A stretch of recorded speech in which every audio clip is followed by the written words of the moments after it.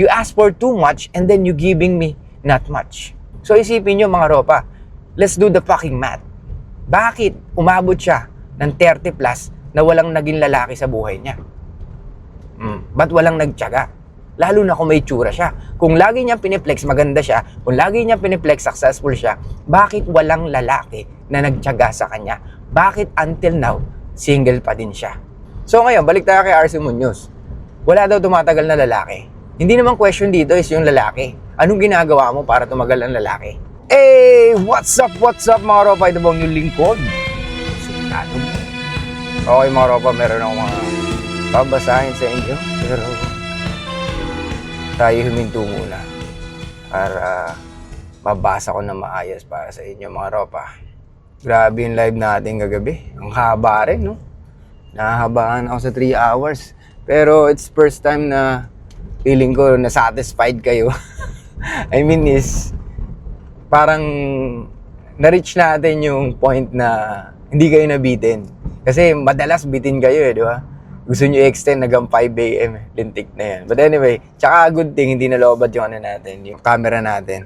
Di ba? Anyway, so ito mga ropa, forward na isa sa mga ropa natin. Basahin ko sa inyo. So sabi dito, sabi nila, pag successful ka na, madaming pipila sa'yo. Sabi ng babae, it's a scam. Most men don't like when women are more successful than them. It hurts their ego. Mali pa yung spell ng there. Tama ba? They prepare women who they can control. Oh. So, only date people who are at your level or higher. What? Anyway, prepare nyo naman talaga yan. Tapos, meron pa dito mga ropa. RC Munoz, aminadong gusto na niyang magkaroon ng anak. Ngunit walang lalaking tumatagal sa kanya. Okay. So, yung mga ropa, walang tumatagal daw kay RC Munoz. Anyway, pag-usapan muna natin yung kanina. So, most of women are like that. Na iniisip nila, pag successful sila, or they are very successful, wala silang mahanap na lalaki. Dahil daw, intimidated yung lalaki sa kanila. Do you think mga ropa, yun ba talaga ang reason? Or hindi lang natin prepare yung mga babaeng kagaya nila? Diba? Tsaka ito pa, ladies, hindi naman kayo ma-attract sa lalaki na mas mababa ang sahod sa inyo or mas successful kayo kaysa sa kanya. Diba? So, mas prepare nyo yung lalaki talaga na kaya sabi ko sa inyo, huwag tayo magpupuyat eh. Kaya mas prepare nyo yung mga lalaki talaga na mas nakahihigit sa inyo. Tsaka yun naman talaga eh, biology nyo yun eh. Yun naman talaga yung nahanap nyo sa kalalakihan, di ba? Yung mas malupit sa inyo, mas magaling sa inyo. Kaya nga, you want the best guy. So, hindi ko nakikita bakit lagi nyo sinasabi yan na intimidated ang lalaki pag successful kayo mga babae. At lagi nyo sinasabi, gusto namin yung kaya namin kontrolin. Unang-una, naghanap kayo ng lalaki maglilid sa inyo. Diba? Yung lalaki na magtataguyod sa inyo, ililid kayo, sasabihin sa inyo yung mga bagay-bagay na pwede pang ipa-improve nyo. Ika-improve nyo. Diba? So, hindi nagme-make sense yung sinasabi ng mga babae na ganito. Gets mga ropa? Kaya ladies, stop thinking na we are intimidated dahil successful kayo. Dahil yun nga, we are very fucking logical na naiisip namin na imposible na magustuhan mo kami kung very successful ka na. Most of y'all na successful na babae, ang hinahanap nyo is yung mas successful sa inyo or at least kapantay nyo. Diba? Pero kung basahin nyo lang is yung pagiging successful para to attract guys, then nagkakamali ka. Dahil ang lalaki, hindi naman kailangan na maging successful ka para ma-attract kami sa inyo. Actually, sinasabotahin nyo nga eh, yung attraction na meron kami sa inyo. What? Diba? Pag naalaman namin na career woman ka, medyo tinatabangan kami. In a way na, ganito yung mga babaeng pwedeng maging combative sa relationship. Or, ganito yung mga babae na pwedeng wala na yung sweetness. Diba? O yung pagiging feminine niya, pwedeng mawala. Dahil sa career na meron siya. Siyempre, pag may career ka, you need to maintain it. So, same thing sa mga kalalakihan. Pag kami naging successful, we need to maintain it. Diba? We need to put our time, effort, diba? Yung pagmamahal namin dun sa career namin or dun sa pagiging successful namin, kailangan namin ma-maintain yun. Because we know na may mga umaasa sa amin. So, kaya talagang kailangan namin ma-maintain yun. So, sa inyo mga babae, we know na you guys want to be successful. However, meron kayong limitations. Napapagod kayo. Especially pag 30 plus na kayo. What? Diba? Gusto nyo na lang yung lalaki na pwede magtaguyod sa inyo. Kaya nga, eto karamihan ng mga successful na kagaya ng sinasabi nitong babae na to, sinasabi nila we are very intimidated dahil gusto daw natin yung nakokontrol nila. Hindi natin alam kung saan nanggagaling yun. Halatang wala silang alam kung paano i-attract ang kalalakihan or wala silang idea kung paano ma-attract ang kalalakihan, di ba? Ang iniisip nila, the more na successful sila, mas marami silang ma-attract na lalaki. No, hindi. Tama yung sinasabi mo, it's a fucking scam. Sino ba nagsabi sa inyan? Di ba? So mga feminists, sinasabi na maging successful ka para hindi ka umasa sa lalaki. Pero at the end of the day naman, pag 30 plus ka na, gusto mo na rin mag-settle sa lalaki. Yung lalaki na talagang bibigyan ka ng magandang buhay. Yung lalaki na pwedeng itaguyod ka. And I know, some women, kahit sila may pera, they are willing to settle sa lalaki kahit wala ganong pera. As long as mahal siya.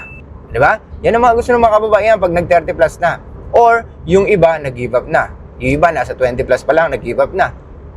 May nakausap tayo before. She's only 25, turning 26. Pero give up na siya. Hindi niya alam kung mag-aasawa pa siya. Pero wala na daw sa isip niya. Imagine that, mga ropa. At early age na ganon, nasa prime age ka pa pero nag-give up ka na. Gets niyo, mga ropa? Maraming reasons ang babae ngayon, pero lagi nilang idinadahilan yung mga lalaki na hindi daw sila dinidiskartehan, ayaw na daw sa kanila, wala na daw yung dating traditional, bla bla bla. Unang-una, alam niyo ba yung traditional? Hindi naman kayo nabuhay sa nakaraan para malaman nyo kung ano yung traditional na courting, di ba? Or kung ano yung traditional na ginagawa ng mga lalaki para i-attract ang babae.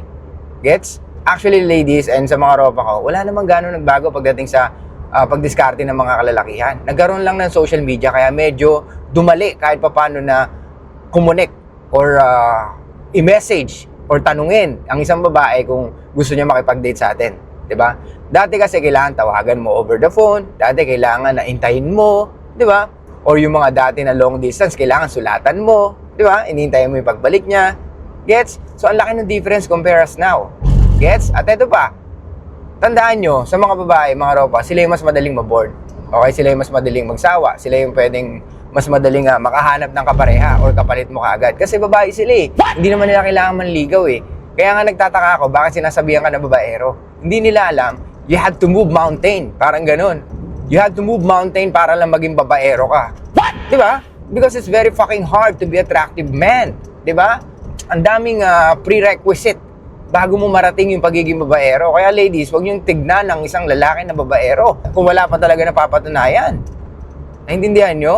Hindi porkit may tsura yung boyfriend nyo, hindi porkit may tsura yung pinili nyo, ibig sabihin babaero na siya. At hindi rin porkit na may nagme-message sa kanya o nagla-like ng mga pictures niya ng mga kababaihan, kaya niyang i-pull yun. Hindi ganon. Gets? Kayo mga babae, alam nyo kung ano mga trip ng mga babae. However, kung ang lalaki na sinasabi mo na babaero, is wala namang game. So how can you say na babaero siya?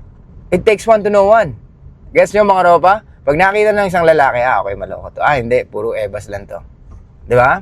May mga ganong mga lalaki. Alam namin yun sa isa't isa. Pero syempre, there are times na palalampasin mo na lang kung gusto nila i-flex yung mga chicks nila. Hindi naman natin kailangan maging ganun, ropa eh. Di ba? Hindi mo naman kailangan i-flex na i-flex eh. Maliban na lang kung talagang nasasama sa pinag-uusapan eh. Pero most of the time, you don't need to say it. Ilan yung body count mo? Hindi naman kailangan sabihin. Hindi mo naman kailangan bilangin eh. May mga ibang lalaki sasabihin, I lost my count. Well, okay, good.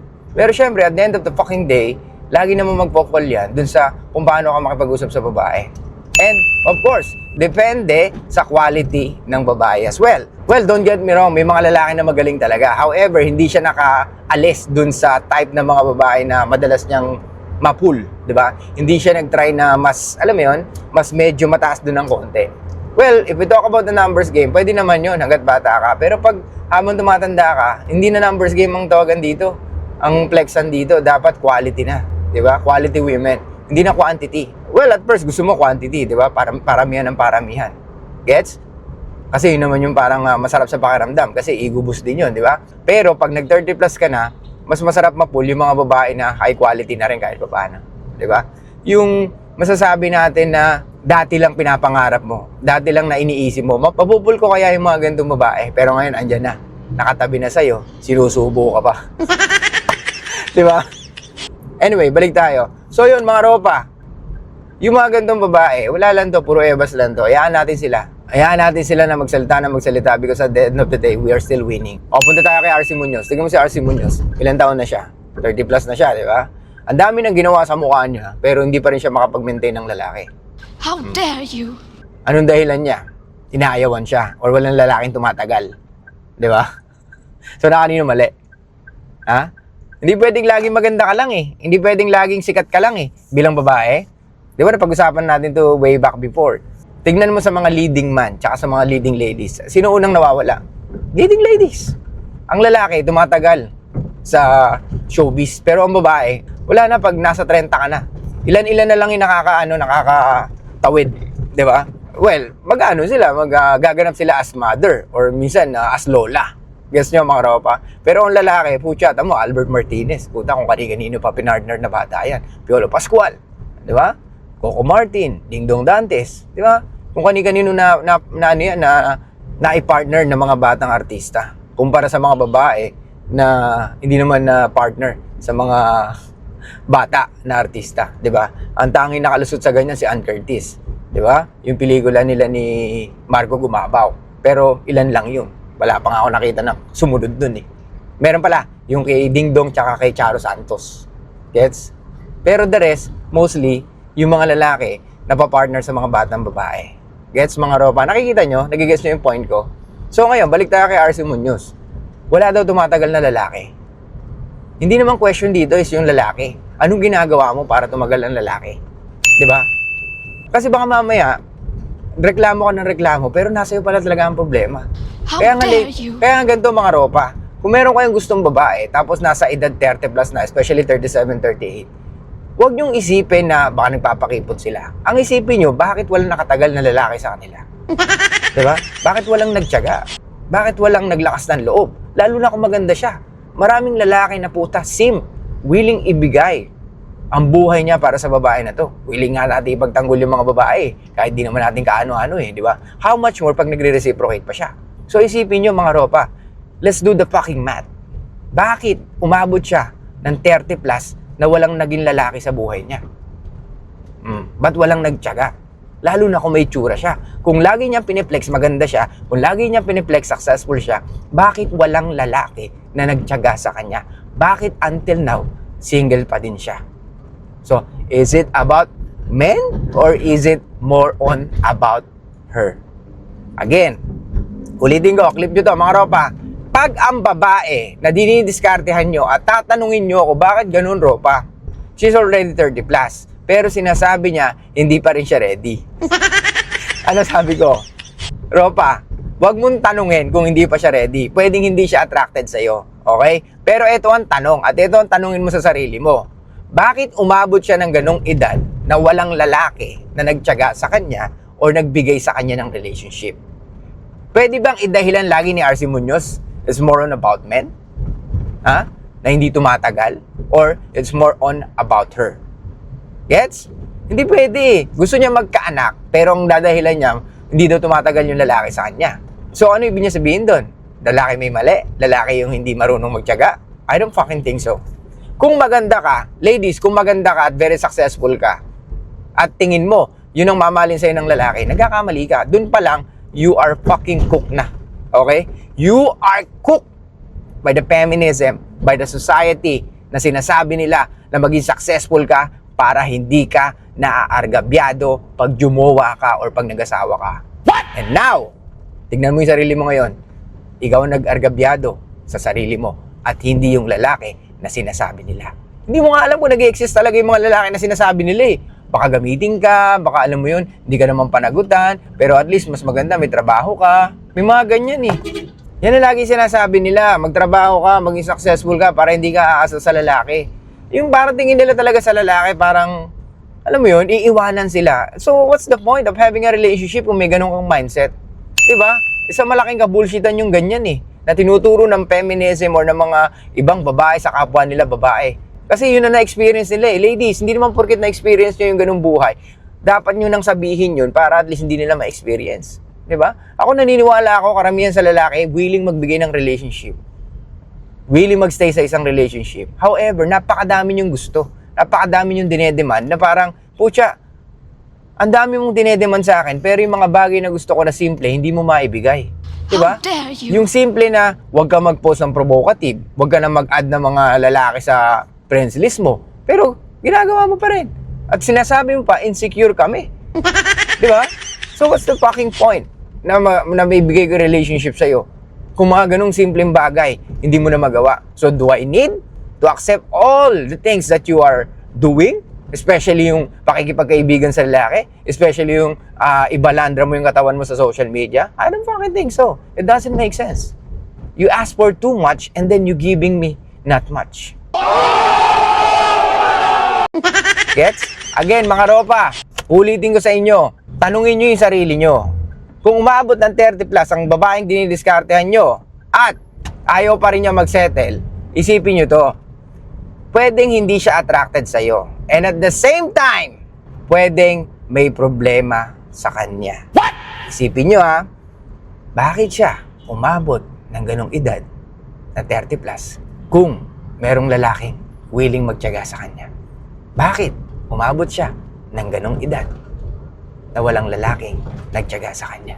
So, nasa lalaki ba ang problema o nasa kanya? Iwanan ko sa inyo yan. Okay? So, yun lang mga ropa. I'll see you guys next time. Show love, peace out, and be proud of mysterious mga ropa. Stop recording.